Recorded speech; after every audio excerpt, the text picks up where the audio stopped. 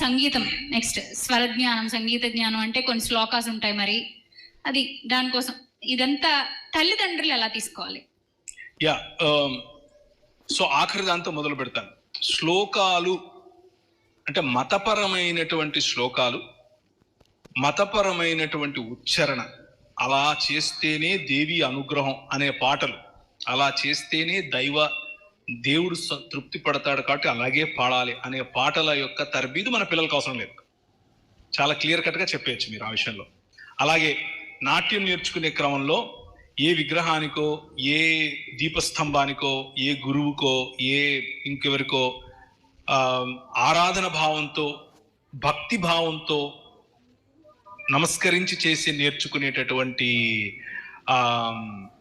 నాట్యం మనకు అక్కర్లేదు. అది చాలా క్లియర్ కట్. కానీ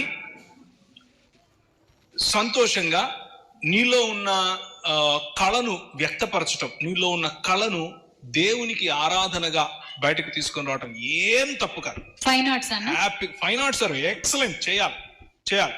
ఇకపోతే కరాటే వగైరా.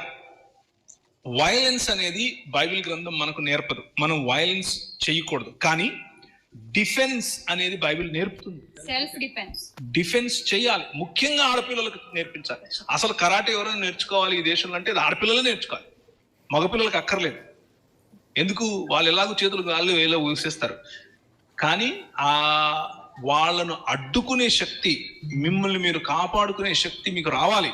మీకు ఆ టెక్నిక్స్ రావడం తప్పేం కాదు, నేర్చుకోండి. ఇది నా అభిప్రాయం. ఎందుకు అనంటే మీలో నుంచి ఒక ఎస్తేర్ రావాలి, ఒక దెబోరా రావాలి. తప్పేంటి అందులో? అబ్సల్యూట్లీ బైబిల్ గ్రంథం దాన్ని ఏమాత్రం నిషేధించదు. లలిత కళలు, లలిత కళల్లో మన పిల్లలు ఉండాలి, స్పోర్ట్స్లో మన పిల్లలు ఉండాలి, సంగీతంలో మన పిల్లలు ఉండాలి, చెస్ కాంపిటీషన్లో మన పిల్లలు ఉండాలి, స్విమ్మింగ్లో మన పిల్లలు ఉండాలి, ఆర్చరీలో మన పిల్లలు ఉండాలి. ప్రతి రంగంలోనూ మీ పిల్లలు ఒక మిషనరీగా వెళ్ళాలి. నాకు ఇదొద్దు, నాకు అదొద్దు, నాకు ఇదొద్దు, నాకు ఇదొద్దు, నాకు అదొద్దు అంటే మతంలో ఉంటారు. సంగీతం నెక్స్ట్ స్వర జ్ఞానం, సంగీత జ్ఞానం అంటే కొన్ని శ్లోకాస్ ఉంటాయి. మరి అది దానికోసం ఇదంతా తల్లిదండ్రులు ఎలా తీసుకోవాలి? యా సో ఆఖరి దాంతో మొదలు పెడతాను. శ్లోకాలు అంటే మతపరమైనటువంటి శ్లోకాలు, మతపరమైనటువంటి ఉచ్చారణ, అలా చేస్తేనే దేవి అనుగ్రహం అనే పాటలు, అలా చేస్తేనే దేవుడు తృప్తి పడతాడు కాబట్టి అలాగే పాడాలి అనే పాటల యొక్క తరబీదు మన పిల్లలకు అవసరం లేదు.